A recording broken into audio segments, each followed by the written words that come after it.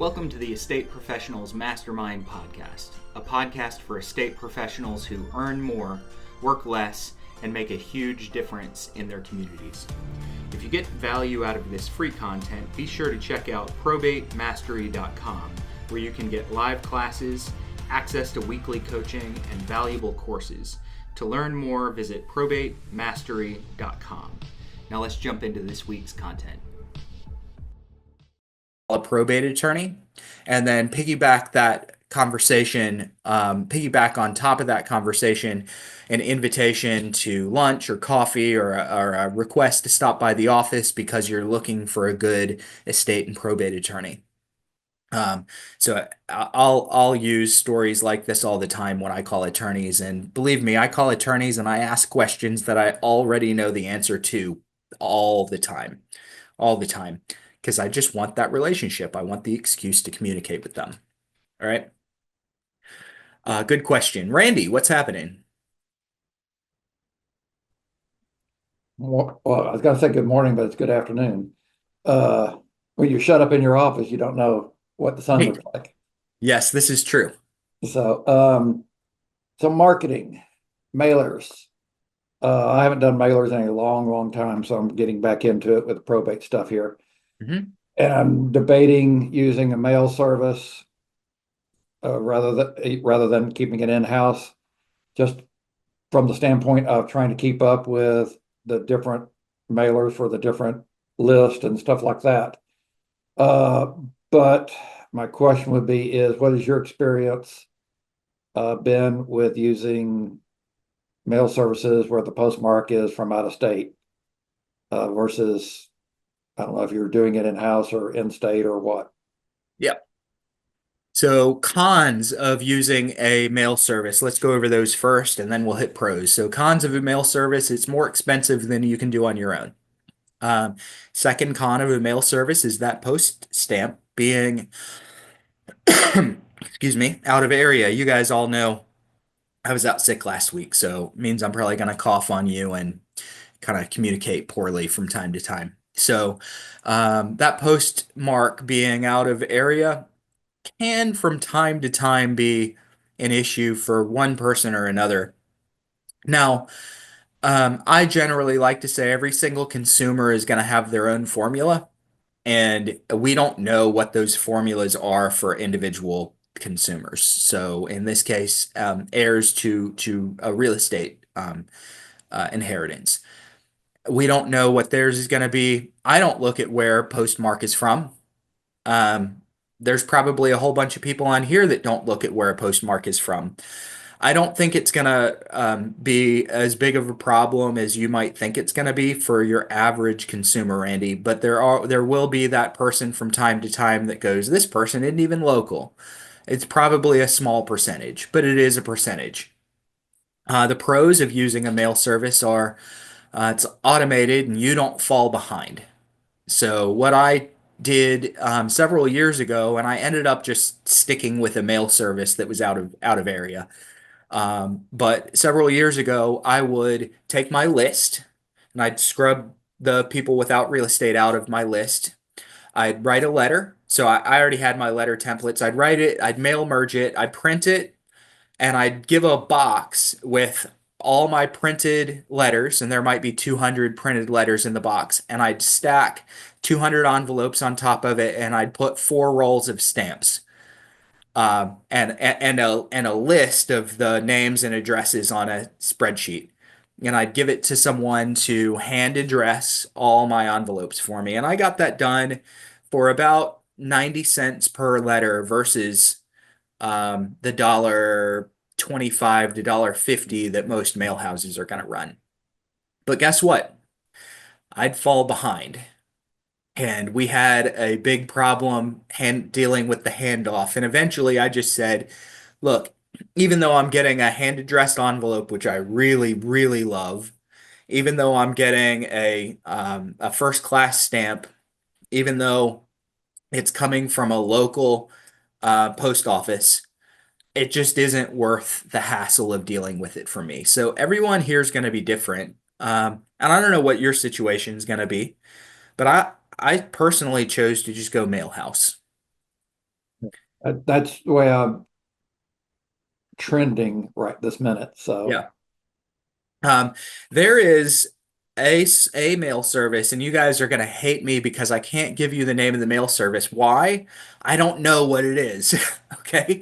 I heard this several years ago from a competitor of mine who found a nursing home in Florida. And the nursing home, their residents want to stay busy.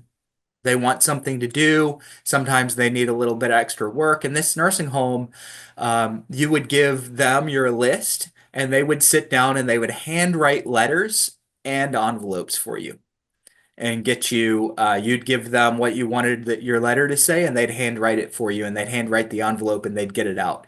Now, that was a little bit more expensive, but there's literally a million different ways to handle this. That agent in my market was getting a couple of deals from cold mail, a couple of deals every month out of that service. Um, that's hard to do from cold mail alone, but he was doing it, and I think a lot of it had to do with the fact that the letters were handwritten, not just hand addressed envelopes, but handwritten letters. So I just figured I'd drop that out there. That's kind of like a bomb going into some of your brains because I don't want you guys spinning off and not doing some of the basic things that you know to do or that we're telling you to do. But if anyone finds a way to handwrite letters, I'd say go for it. It does. A lot of it depends, Ursel, on the age of the population, the skepticism of your population. So I'm in the Triangle region in North Carolina. It's big tech here. Duke, UNC, NC State, they're all within 20 minutes of me. Our population is just skeptical of marketing. Some people are in more rural markets or slightly smaller markets, and people have less skepticism around marketing and advertising.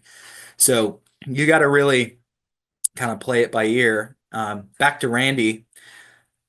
If you've got someone in house, I would keep it in house if I could. If you don't have someone in house, you might give it a try doing it the way that I just described. And if you are falling behind, if you're becoming the bottleneck and falling behind, just go to the third party service, pay a little extra money and get it out the door. You might lose a person here or there that opens your letter and goes, "Well, this Randy Thompson says he's local, but the postage stamp says it's coming from Washington State." Um, they you're probably not going to lose people, but from time to time you might have someone that questions you on that. yeah, it's a numbers game. Yep. Yep. All right. Any other questions, guys? Keep your questions coming in. While I'm waiting on other questions, I want to take a little bit of time today and talk to those of you that don't have a lead source.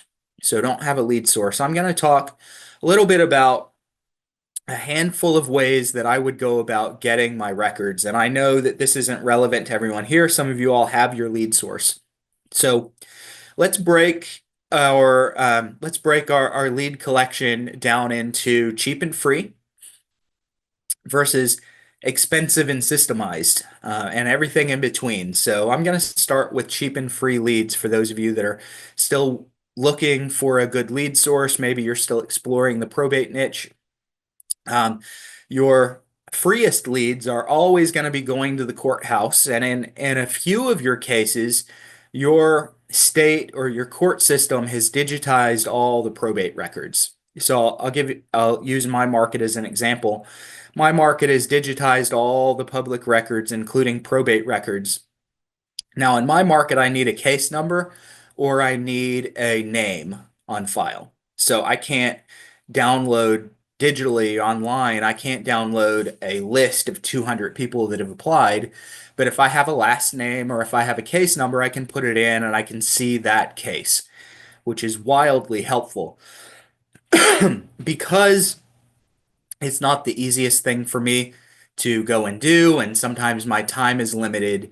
Normally, I'll do that when I run into a lead that I'm extra interested in. But if some of you guys have a little bit more time than you do cash available, you might want to look online and see if you can get your probate records online.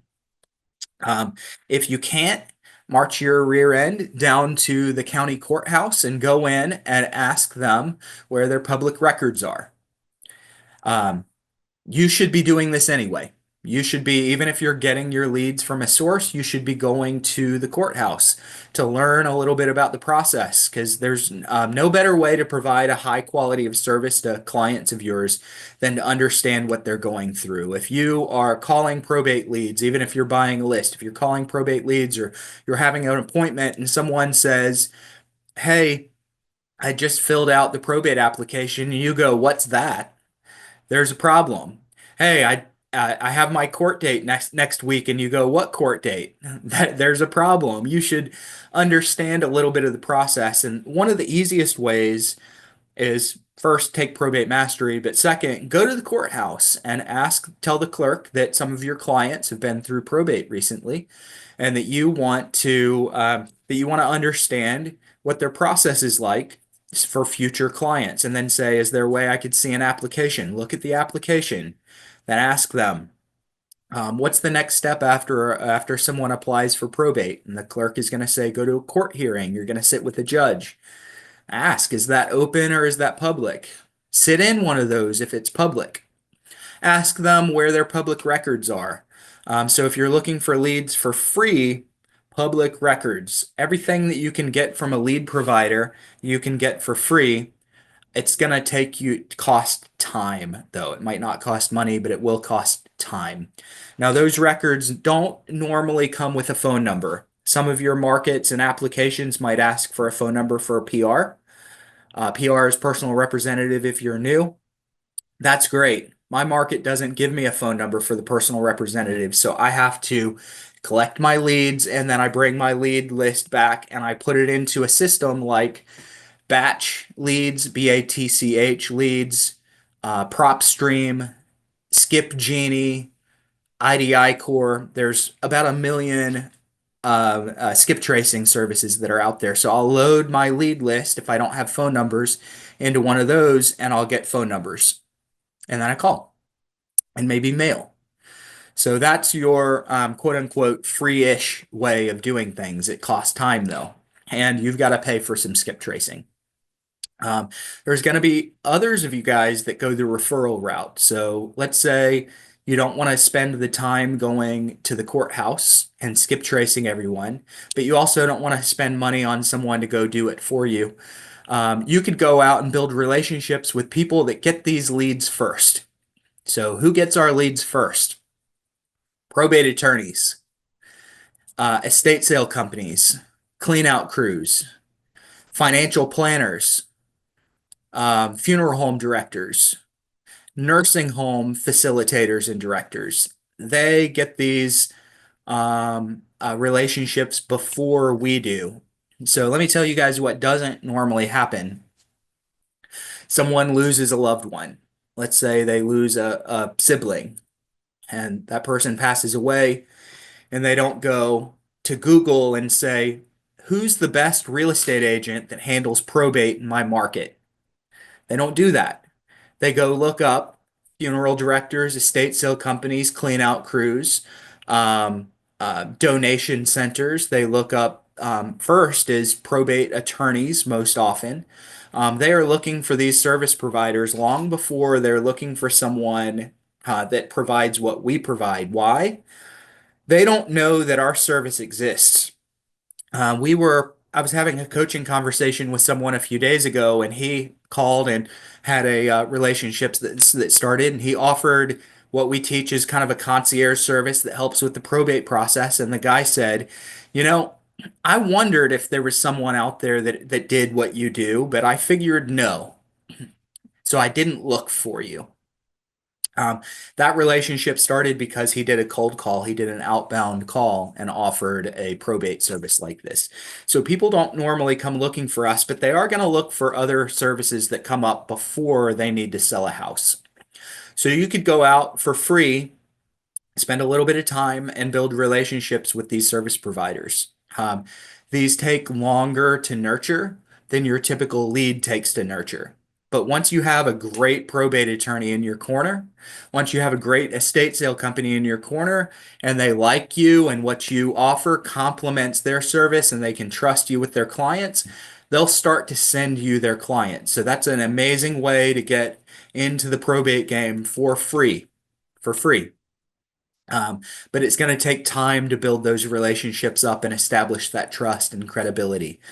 So those are two free ways of getting probate leads and into the estate space. Now, for those of you that want to shortcut the process, go to a company that basically lead aggregates. They're gonna send researchers into the courthouse, or if they have online access, they're gonna comb the online records, the public records, and they're gonna do all that legwork that I was describing to you guys a little bit ago. They're gonna do it for you and they're gonna charge you. So some of my favorite companies to go to for those, I'm gonna start in no particular order. Actually, I'm going to go in a particular order. I'm going to go with the more affordable first. Um, so first is going to be Propelio.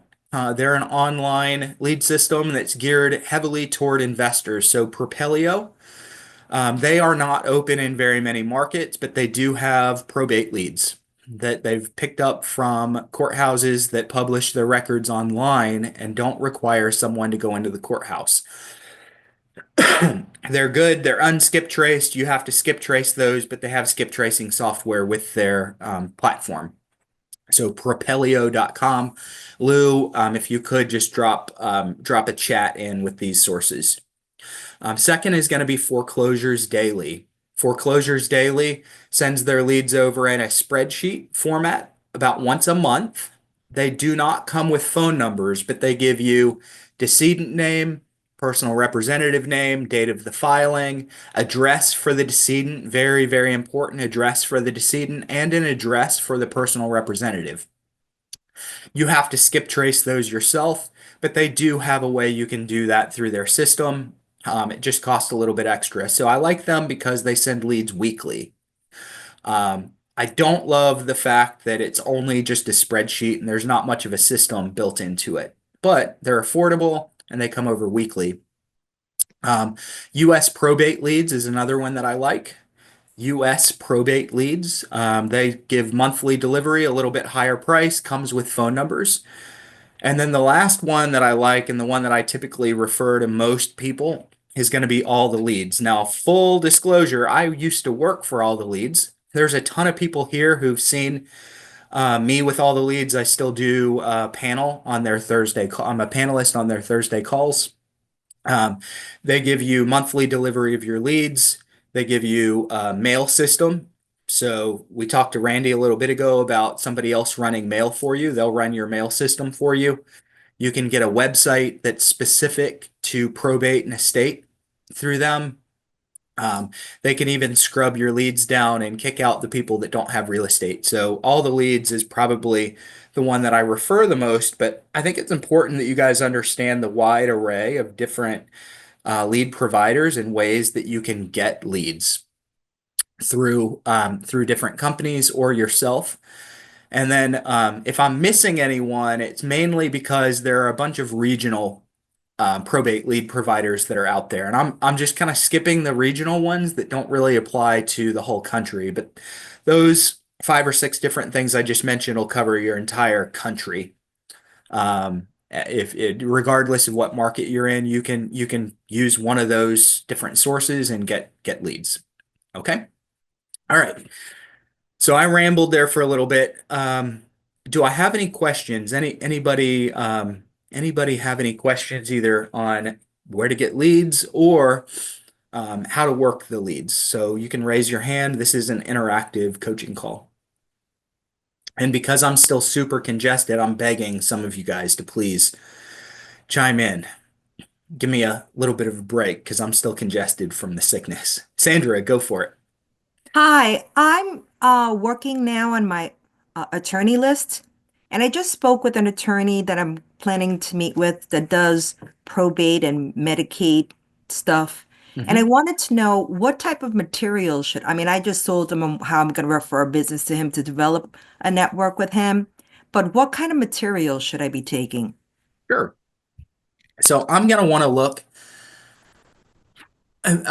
Tell me, remind me real quick, what this attorney, their specialty is what? What kind of, Wills, trusts, estates, yeah, Medicaid cases, um, estate planning. yeah. Okay. So first, when I am building a relationship with an attorney, I always hold back a little bit. So let me just kind of rattle off several different assets that I have at my disposal. What marketing assets? I have trifold brochure. I have a probate checklist. I have a resources guide. I have a vendor flyer. I have a little booklet, magazine booklet. I have a list of references. I have a list of past sales. I have a ton of assets that I can send to consumers. And if I had a relationship with an attorney that was new, I wouldn't give them all those things.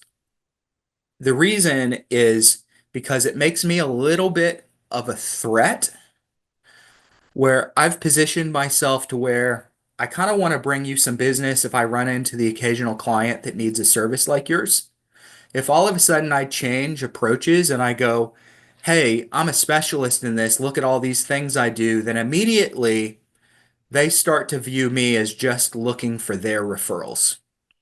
Uh-huh. So I need that attorney to feel like no matter how advanced my business is, I need them to feel like they're having a say and filling in some gaps that their business doesn't cover. So if let's say I had a checklist, and I do like to show the attorneys my checklist, the version of my checklist that I show them is not my final version.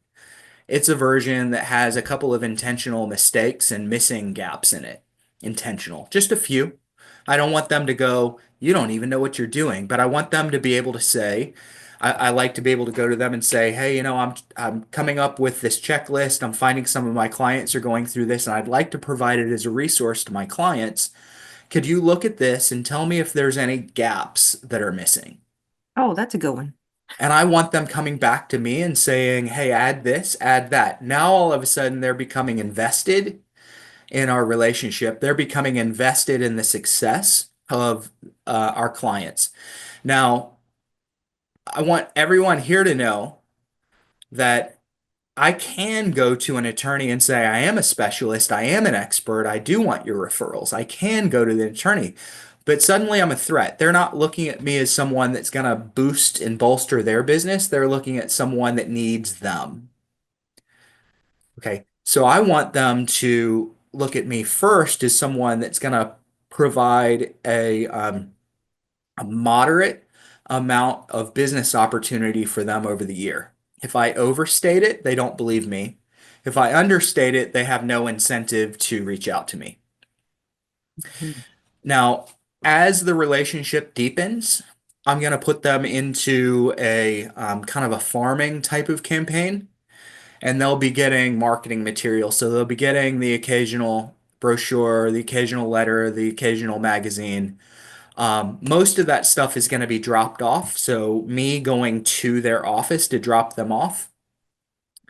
But again, I still don't go all out on that stuff. Most of the assets that I listed to you guys are typically going to my consumers, not my probate attorneys.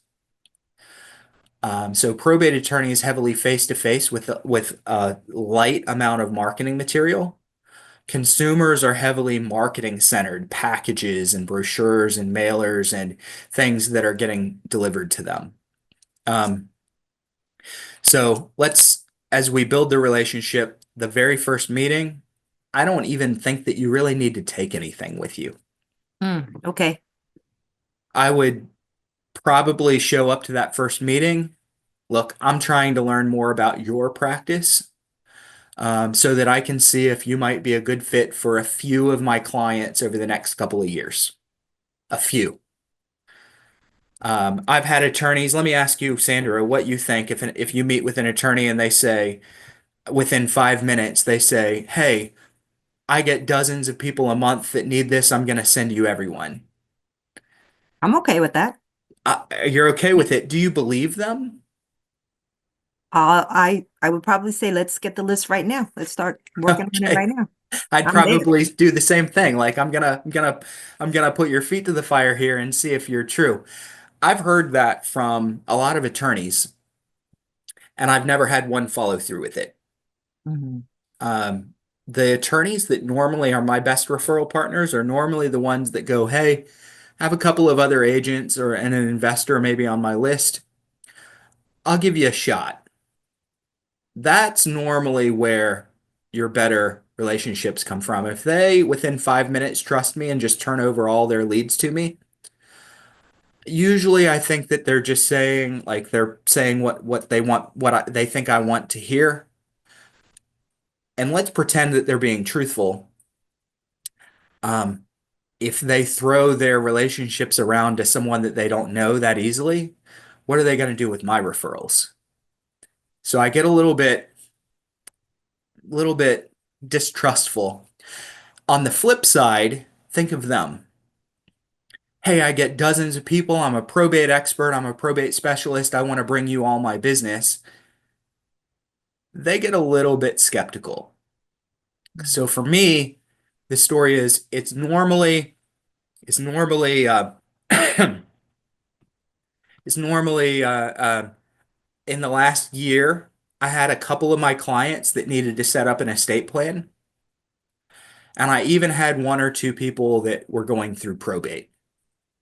So I kind of dramatically downplay the number of people that are going to need a service like theirs. And I go, is that the type of business that you do? I already know it is. So of course they're going to say yes. Okay, next question is, are you open to the occasional referral from time to time? Occasional from time to time. They're silly to say no. They're going to say yes. So I'm building on this. I'm building a foundation. And then I go, look, while I'm deciding who I might be able to send these to, maybe I could stop by and see your practice sometime in the next week or two. Would that be okay? Why would they say no? Mhm. So I want to be at their office with that first meeting. I've And that, already scheduled a meeting with him in the office, and this happened to be great. an attorney that I met years ago in a networking event. So we have a history already. I just was cleaning my database and I saw that he's a probate attorney, so I figured, what the heck, let me just call Amazing. him. And Great. he remembered me, so it was very, very funny. But my pitch to him was, I do basically the work that attorneys don't want to Mhm. do. So I learned that from you. Yep. And but I wasn't sure if when I go to him the first time that I should bring anything with me. My gut feeling tells me to just go and wing it, kind of a thing. Get a feeling, a sense, because he now belongs to a firm that has other attorneys. So he's not the only attorney, and they handle all these different components. So I want to pitch to him, and if I do a good job, he gives me one thing, I could get the other attorneys as well within that firm. That's my plan, my game plan. This is absolutely true. And one of the best game plans you could have. Your approach with him because you knew each other, spot on. Okay, good. A cold attorney that doesn't know me, downplay, don't offer your, don't offer a business service that requires them to refer you. Downplay it. Okay, But when you know them, do what you did. Do excellent. exactly what you did. Thank you. Thank you very much. And I'm going to add to that, when you go on the first meeting, you're there to interview them. So I want to ask some questions like, can you tell me about your practice? How do you decide which clients to take versus which ones not to take? Um, how much business can you handle at any given time? Okay, that's a pretty good question. I like that. Um, tell me about your fee structure. Really important question. Tell me about your fee structure. Um, if I were to bring you a client, how would you want me to do that? Okay. If I were to bring you a client, how would you want me to do that? If the conversation's going really well, I'll usually get close to an ending by saying, hey, I like to send education out to my audience, my client base. Mhm. Would you have any interest in doing like a Zoom recording with me on setting up an estate plan? or going through probate. That's magic because we want content. So I'll get them over on Zoom and we'll do a little bit of recording and I'll send it to my audience. I'll put it on YouTube. I'll put it on my website. And the very last thing that I do, because none of all those questions are centered around the attorney and their practice, we're interviewing them to see if they're worthy of our clients. At the end, I say, I think both of us know that I'd be a liar if I pretended that I wasn't also trying to grow a business. We both know I'd be lying if I Right. pretended that I didn't also have a business to grow. Do any of your clients ever come to you and also have a real estate need? Mhm. If they say no, they're lying. Okay. Because their clients do. Now, maybe they don't know. Some attorneys legitimately they don't know their clients very well. It's the paralegal that does all that. But any attorney that says no, that's involved with their clients, that's worth a relationship with, they're gonna be able to say yes. Some of my clients have real estate needs. Do you refer those clients now, or um, do you kind of let them find their own way? I refer them. Okay, I just want to be on that list. Okay, but I save that for the end. I save it for the end. Got it. Okay. Awesome. Thank you very Yeah. much. Amazing. Thank you, Sandra. Okay. All right, what else do we have, guys? Hi, Bruce. This is Liza. Liza, go for it. Here. So going back to Sandra's um reference that she'll help attorneys do the things that they don't have time for. What types of things would that be? Sure. Um, so it's not necessarily things that the attorney doesn't have time for. What it normally is are things that where the attorney drops off. So most attorneys are going to drop off at around um, cleaning out the house. So does the attorney go over and clean the house out? No. Does the attorney necessarily even give them someone to clean the house out? No, they're doing paperwork things. Um, does the attorney arrange a locksmith? No, not normally. Do they handle a sale? Not normally. So we want to pick up where their job leaves off. So their clients still need to cut the grass and winterize the house and change the locks and have an estate sale. But the attorney doesn't do those things. And a lot of times the client believes that their attorney is handling the whole process for them, and the client has no idea that the attorney's not going to go over with a push lawnmower and cut the grass for them. Now, if they thought about it, they'd know. So when we kind of position ourselves with the attorney and with clients is the attorneys do this thing over here, and where they stop, that's where we pick up. Okay. Okay. So would it be helpful maybe to, in our business, in our probate business, maybe have like a checklist? So it's kind of like a reminder, because I'm sure they're not even thinking about those things, like you hmm said, nor are they advising them to find those needs up front ahead of time. Usually it's a last minute thing, right? Oh, we didn't think about this, or oh, we didn't think about that. So to use your term from the other week being that Swiss Army knife, how do we, which I find very funny and exactly true, um, how do we be that person, top of mind person for that attorney to think of us? And still not think that we're trying to, I mean, obviously, like you said, we're trying to grow our business, but we want to be helpful too. That's our goal. Yep. So slowly, um, I would argue that most of the time you're not going to leave that meeting with the attorney automatically thinking about you. So I'm going to use a completely different business as an example. We in our real estate office had a home inspector that used to come by that nobody used. My real estate office had 150 agents, something like that. And we'd see this home inspector's truck pull into the parking lot once a month for a long time. And when it happened, if anyone was up in the common area or up at the front, we'd all go to the back. Like, we don't need someone else pitching us. Um, he would stop by and he didn't make a big deal. He didn't say, "Hey, could I go back there and see any agents?" He'd politely say, Hey, I just wanted to leave a couple of things. If anyone needs anything, I'm available. My fees are on here. Here's a bowl of candy. And he'd leave it at the front and he'd leave. Well, there's a bowl of candy up front. He's not in the parking lot. Where does everybody go? They To go the to the candy front. day. There's a bowl of candy up there. Okay. So after a while, I saw him, and he'd been doing this for 7 or 8 months. I saw him at a networking event, and he had a booth. And I went up and I said, Jonathan, I don't know if you know me, but I'm over at the Remax office, and you stop by a lot. I just wanted to thank you, tell you the candy was really good. He was like, "Oh, that's great." And we talked for a minute, and then I saw him again 7 or 8 months later, and I used him. And little did I know, over that year and a half, he captured at least half of the agents in the office with that approach. They'd just see him somewhere else. They'd build a relationship. So for me, um, you don't go into the attorney's office and give them this list of things that you pick up with and have the average attorney go, "Oh, I'm going to send everyone your way." It's not the way that it's normally going to go. The way it's normally going to go is they're going to see you and they're going to see you and they're going to see you and then they're going to see you again. And they're going to, every time you leave, they're going to come up front and eat your candy.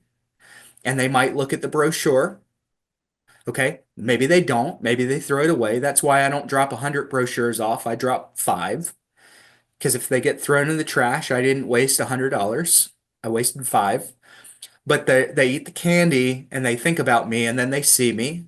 They see me, they see me. And before long, when I reach out and ask for a coffee or a lunch or invite them somewhere, we're very familiar. So this is an approach that I got from a very good book that I highly recommend called The Like Switch. The Like Switch, Like instead of light. And it was essentially sort of a covert way written by an asset developer for FBI or CIA or something that talked about building relationships with people that didn't know you and didn't know that you were building a relationship with them. And that's the way that I like to treat my high level relationships with like that. By the time I make my approach, I want them to feel a high degree of rapport with me. Now, I'm not saying don't offer the ancillary services in the beginning. I'm not saying that. I'm saying offer it. Most of them are probably going to um, let it slip out of their brain within 5 minutes after you leave. So you need to be able to go back and continue to make that approach, continue to be grow your familiarity with pop buys. All right. Good questions, Liza. All right, Bill, what do you have? Hi, I have a client with a house that I'm either trying to purchase or list. And going through all the paperwork with the client, found out that the dad had a piece of property up north Michigan that no one knew about. Along with the trust, obviously, it was well put together. There was a will and there's also a pour-over will. So the pour-over will is going to cover the property, but does that property have to go to probate? Um, so that property that nobody knew about is in Michigan, and you're in Jersey, if I'm not mistaken, right? I'm in Michigan. You're in Michigan, okay. Um, so, and that property is not in the trust. No, but the Okay. pour-over will should cover it from part of it. Yeah, I don't know. Tell me the name of the will. This might be one of those scenarios where you stumped me. What kind of will is it? Pour over, Pour Pour over. over, Over. Guys, I just heard a new term, pour over will. Who's familiar with that can chime in? Over will. This is Liza. A little bit. I Go have a ahead. pour over will. Yeah, okay. So does a pour over will, can a pour over will cover a non-trust asset and pull it back into the trust? I don't know. I don't believe so. So I have a trust, and the trust has the assets that I put into it intentionally. The pour over catches everything that I didn't. Okay. Okay, I just did a quick Google search, and according to Google AI, um, it catches everything that you forgot to put in the trust and it pulls it into the trust. So, Bill, probably no probate. Liza, thank you so much. I th basically you just said the same thing that that Google said. And Liza, if I'm not mistaken, didn't you have a paralegal background in this space? I do. Uh-huh. Yeah, okay. So Liza's the person that knows. Bill, I think But you're this is I not think any legal advice, just so you know. yeah, yeah. I think probably they don't have to send it through probate.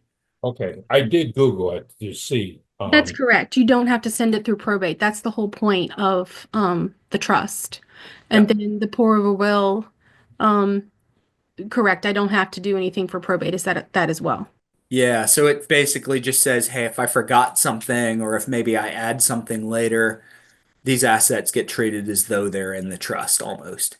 I think it can also supersede another will because I'm in the process of getting my trust done. I have a Mhm. will, and if I understood correctly, my estate person is going to do a pour over will because I can't find, I cannot find my will. Ah, interesting. Okay. Good. Good. All Hey, right, great guys. The thank you, coach becomes the student. I love it. thank you. Thanks, Bill. Thanks for bringing that up, and thanks for the answers and the clarification, guys. All right. Who else? Anybody else? All right. Anybody new here that wants to know how to get started? What is going on? By the way, let me take this opportunity since it's a little bit quiet, and I haven't done this for a few weeks, I don't think. Um, we're in the middle of relaunching Probate Mastery. For those of you that have already taken Probate Mastery, you probably already know because I've been inviting you to relaunch 2.0 classes for 2.5 months now. So we are redoing Mastery. Um, for anyone that doesn't know, Mastery originally was not my program. It was run by Chad Corbett. Chad is a very, very close friend of mine. We were competitors in Roanoke, Virginia market, and he launched Probate Mastery several years ago. And when I came in about a year and a half ago, and I took Probate Mastery over, I put my version of it out. So anybody that went out and got Probate Mastery in the last year or so, or is getting Probate Mastery, you guys currently get two versions. We follow the same basic structure, but sometimes people go, "Hey, it's confusing. Which one do I take?" We do follow the same basic structure, but me, I'm 5'9", if that, okay? And Chad is 6'6", and when he walks into a house, people say, "Yes, sir, where do I sign?" And when I walk into a house, they're usually trying to intimidate me. Okay, so um, also Chad was in Roanoke, Virginia. I'm in Raleigh, North Carolina. My market is just different from a Southwest Virginia smaller city market. So all those things are to say when I kind of grabbed Probate Mastery, I looked at some of the differences, some of the different takes for marketing, some of the different takes for appointments and prospecting, and I wanted to put a version out so that you guys were more well-rounded. So just to kind of clean things up, and a lot of the things that I used to want to teach as a part of Probate Mastery are all getting put into Probate Mastery 2.0. So if you are a current Probate Mastery student, if you don't already know, you guys should be in the 2.0 classes. So we're doing one in 40 minutes from now. So we're doing one on prospecting, kind of fundamental rules of prospecting, in 40 minutes at 3:30 Eastern time. We're doing one on Thursday. We're doing one or two next week.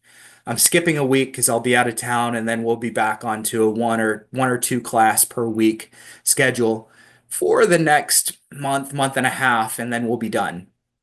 So anybody that currently has Probate Mastery still has access to Chad and my old versions, but also you get invited into these live classes. In the near future, so probably a month and a half out, we are going to have a relaunch of our website. All right, so I've got a whole new web page built. We're going to be offering courses a la carte. So some people come in and maybe you look at Mastery and go, "Hey, I don't want to learn how to prospect. I want to learn how to mail." Or, "Hey, I'm not going to do mail.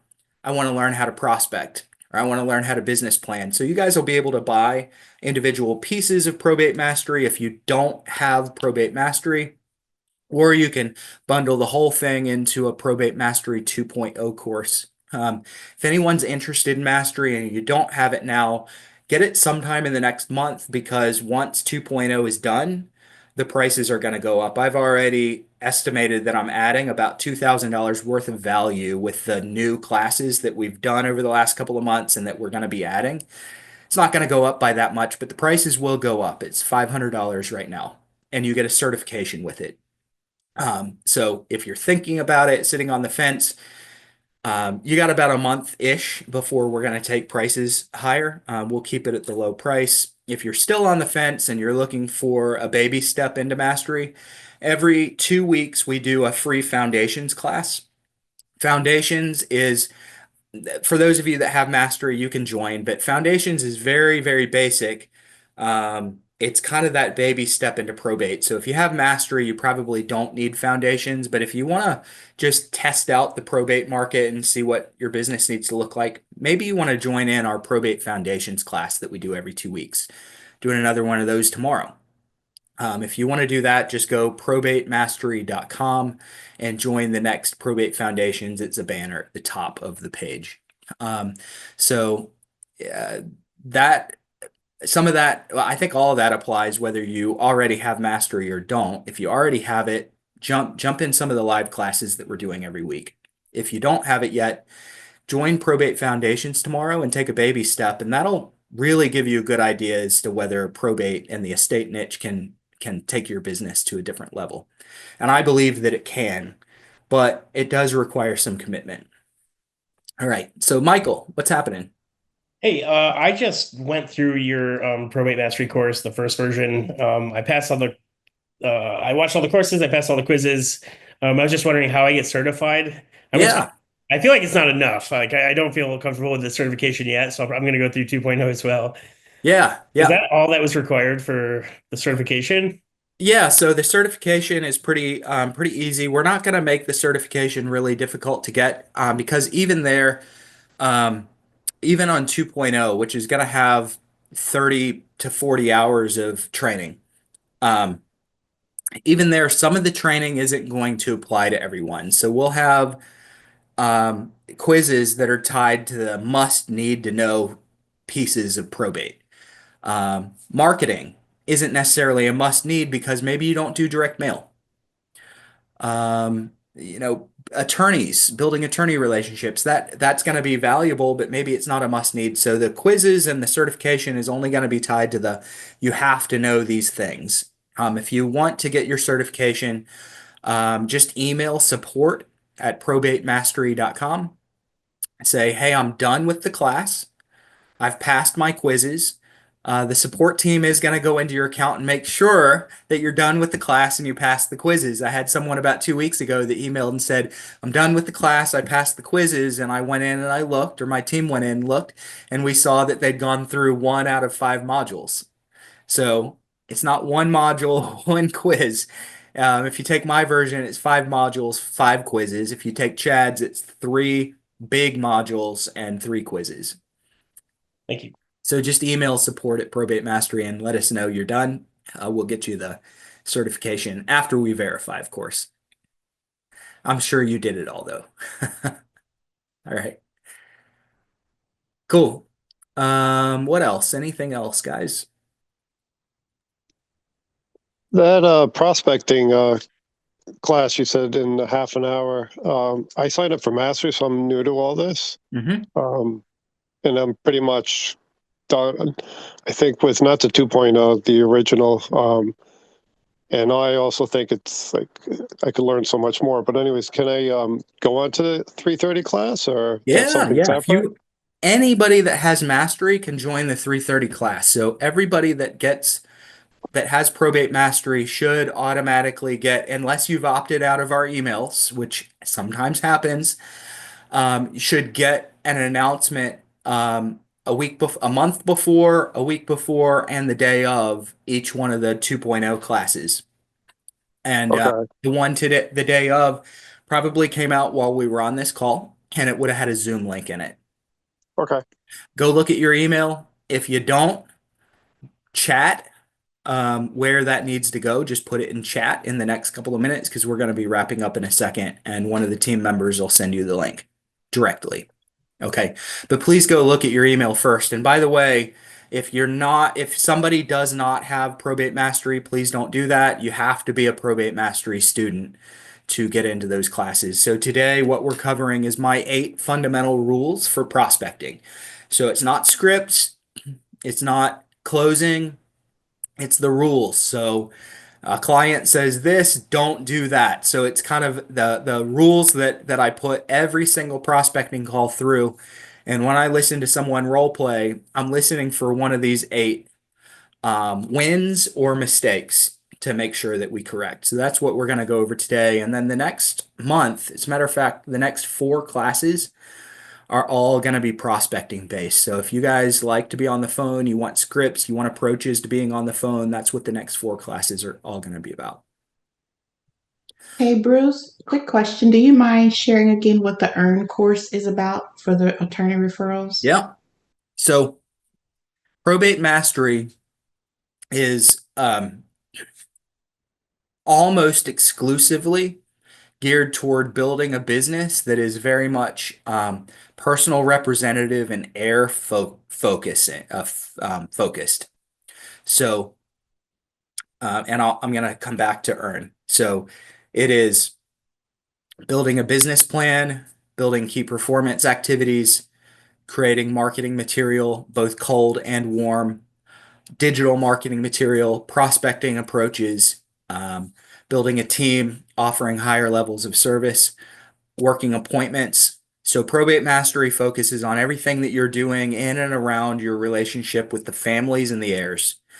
E.A.R.N is still in the estate and the probate space, but it's specifically designed to building a business, or at least a piece of your business, that is directly attorney focused. So if you're in Probate Mastery, you're going to learn everything to do with the family. If you're in E.A.R.N, you're going to learn everything to do with the attorney and how to approach them, how to offer value, how to interview, how to co-market, what their jobs look like, things like that. So it's very much attorney focused, and it stands, just, you know this, but for those that don't, it stands for E.A.R.N Attorney Referrals Now. E.A.R.N Attorney Referrals Now. And it was Chad Corbett's course. I'll probably be adding a little bit to it in the next month, but I'm not redoing that one because it's really good as it is. There's not much that I could tweak and change like there was on the Probate Mastery side. Thank you. Yep. Thank you. Appreciate the question. All right. If there is anything else, speak now. If there is not, I will let you guys go for the day.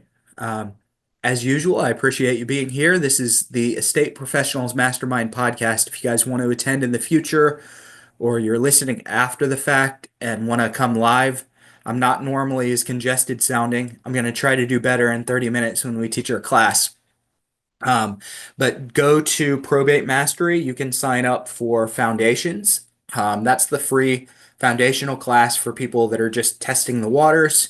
You can sign up for these free weekly coaching calls. You can take Mastery. You can get E.A.R.N that we just talked about. A lot of different ways to do that. If anyone is already a Mastery student and you don't see, please don't bombard us with emails without going and looking at your email first. But if you're already a Mastery student and you don't see the invitation to the class at 3:30, send us an email to support@probatemastery.com. Do check multiple email addresses. Some people have signed up for Mastery under one email address and they don't see it in their other ones. So go look in your other email addresses and make sure that we didn't send it to you, or maybe you opted out. If you're opted out and want announcements of the classes that are coming up, email support@probatemastery.com and we'll get you the links. Thanks for being here, guys. Appreciate everybody.